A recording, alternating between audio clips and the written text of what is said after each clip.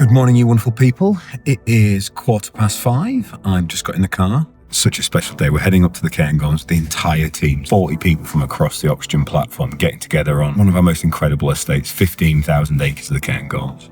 As a fully remote team, these days together are so important.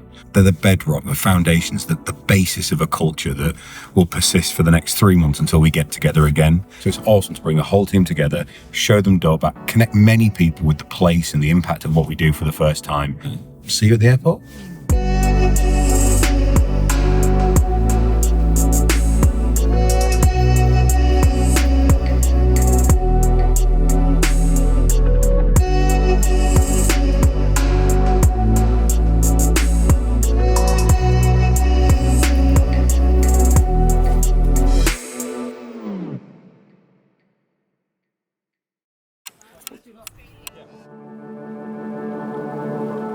So all the way down to Dorback, we've had the fence removed there, so it's a key part of removing barriers to animal migration, which is obviously a fundamental part of restoration across the landscape. With all this, we're trying to sort of improve overall habitat quality for various different species. What you're seeing is just the start of quite a large fundamental change in this landscape, which we hope to really sort of witness over the next couple of years. And this is one of our, I think, key achievements in the last couple of months for us, has been sort of witnessing this and seeing the speed of progress on this as well. It's been, really, really exciting. But now the deer fence is taken down on the outside of the hill, and we've no more sheep grazing on the hill, so that's why we're extending the Caledonian pine forest. We're hoping it'll grow out the hills over the next few years. A key part of our sort of venture into overall woodland restoration and woodland creation is to link these various different fragments of wooded habitat up.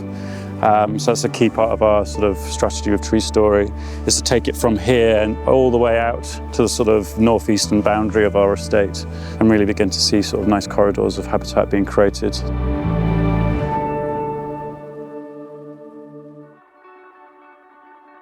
If you ever get the opportunity to do these welcome speeches, grab it, because it's the most amazing privilege getting to talk to a room full of people, even if you're behind a fireplace. So, team events play an incredibly important role in the culture we have. Every business tries to figure out a way of connecting their team to what they do, and most of the time they have to try and fabricate that to make it real, to make the impact of what they do visible. This element of the speech would work better if it wasn't the night time. But if you look out of this window in the morning, you will see the very impact of what you bring to work every day. OC wouldn't exist without the incredible talent that's all of you. Our product is the positive environmental and social impact we deliver, and that's why getting to come to the estates quarterly and feeling it, seeing it, and experiencing it is so, so important. Okay?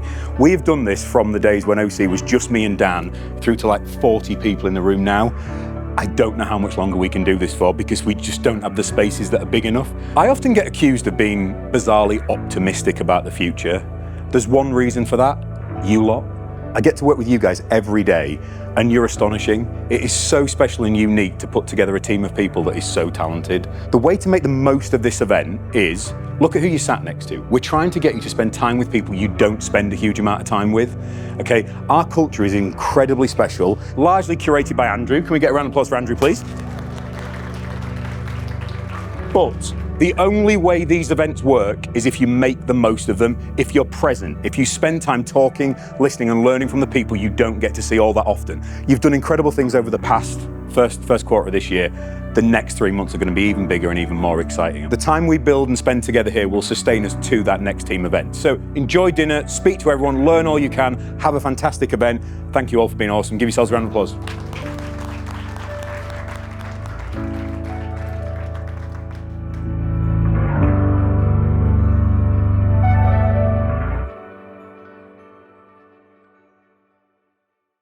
Welcome to day 2 of our Q1 event up at Dorback in the Cairngorms. It is windy out there today. It's going to make e-biking across Kinara a huge amount of fun. Last night was pretty special.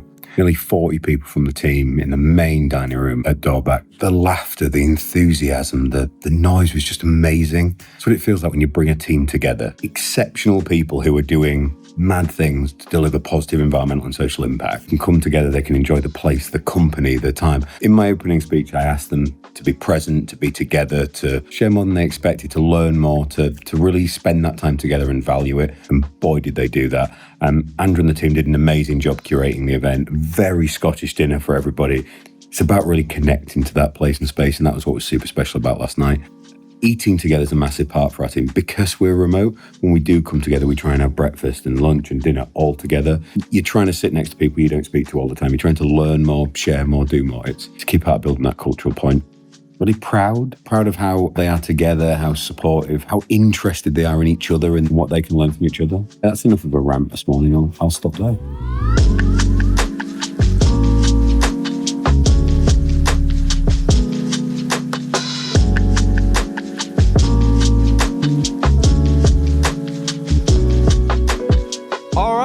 Good morning, everybody. First of all, massive round of applause to the finance team for an awesome breakfast. Yeah, fantastic. Cooking for nearly 40 people. Absolutely smashed it. Fantastic.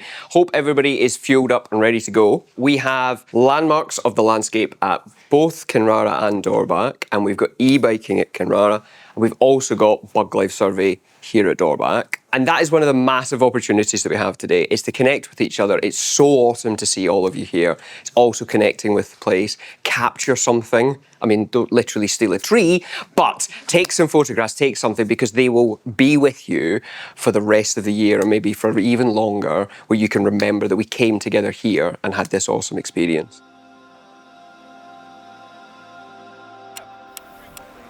This is a really lovely stretch.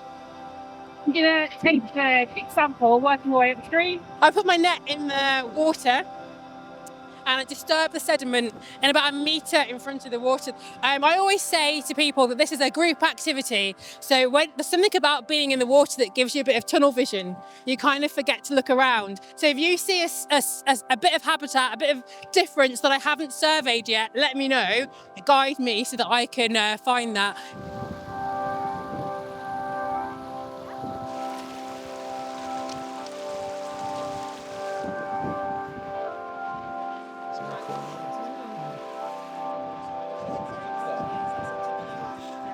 So it's vitally important when you think about terrestrial conservation that you must consider aquatic conservation, because that is fundamentally where a lot of the base level species within your ecosystem exist, and then they emerge in a terrestrial landscape later on. So there's an aquatroll just down the way. There's an aquatroll further up the river system. So we have that data that Carrie was talking about. That's often absent from these sort of monitoring approaches. We have a high level aquatic data of biochemistry, so we can feed that into our knowledge, look at how that compares to macroinvertebrates in the river system, and really begin to sort of understand how the river systems are functioning and how that might tie into wider landscape scale changes that we're undertaking across the estate.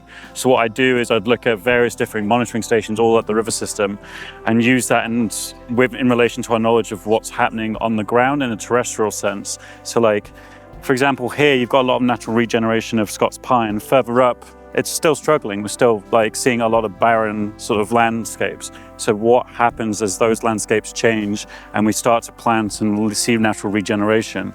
What's happening in that particular river reach up there over time? I think that's what I'm really interested about, is pulling out narratives and stories of the work we're doing in a terrestrial setting and how that's reflected throughout the entire landscape itself. You've talked about how you wanted to sort of roll this out across the estate. Yes. Yeah. I think it would be obviously at Dorback with setting up the community program, hopefully with Bug Life. Yeah, I think the Riverfly program, as Carrie mentioned, is across the whole of the UK. So I think it's worthwhile that we look into creating community groups across the whole. Yeah, and I think it would be great from a citizen science perspective to get people involved in each estate, because they'll find all sorts of different stuff. Here we found no gammarus, whereas on the River Thet I'm sure you'd find a lot, and probably not as many stoneflies. No, absolutely. So being able to compare would be pretty cool, hey?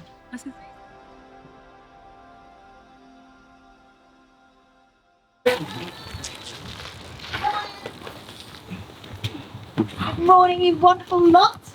Has anybody not been to Kinara before? Amazing. That's reassuring. Yeah, great. So biking is an awesome way to see the estate. Working in such a fast-paced company, it's really nice to slow down and connect to the land that we're working so hard to restore. I'm really excited to share it with you all.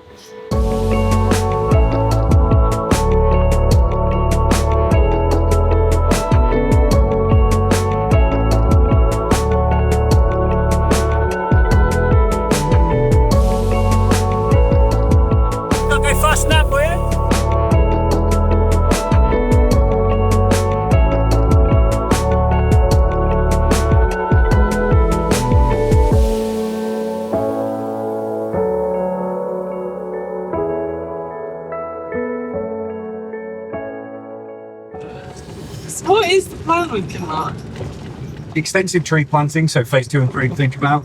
Peatland restoration continues, and we have just successfully broke the world record for the highest price paid for a carbon credit based on peatland restoration. Okay. What I love about Kinara is when you get right up the top, when you're facing that way, Yeah. when you come back up the top and you get to the top and you start looking over the top here and you can see, You see all of that's so that. nice today.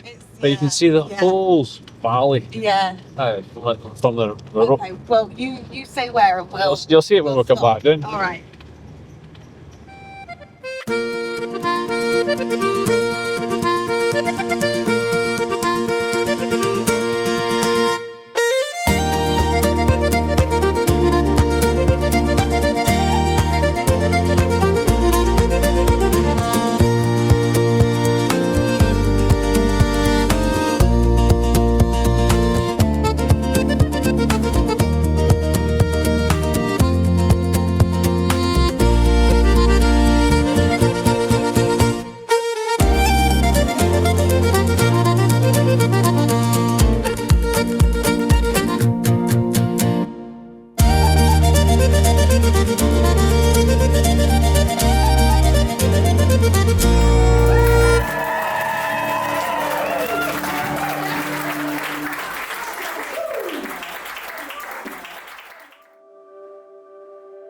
So that was the last team event before we turned 5. Boy, that time's gone incredibly quickly. 5 years, more than £400 million, 50,000 acres, 12 estates, and 40 of the most incredibly gifted, creative, imaginative, relentless, ridiculous human beings you will ever meet. I cannot convey to you how privileged I feel to work with that group of people, and even more so when I see them together in the places and the spaces we are trying to transform. It's been an incredible journey, and I'm super, super proud of what the next chapter is going to look like, and incredibly excited.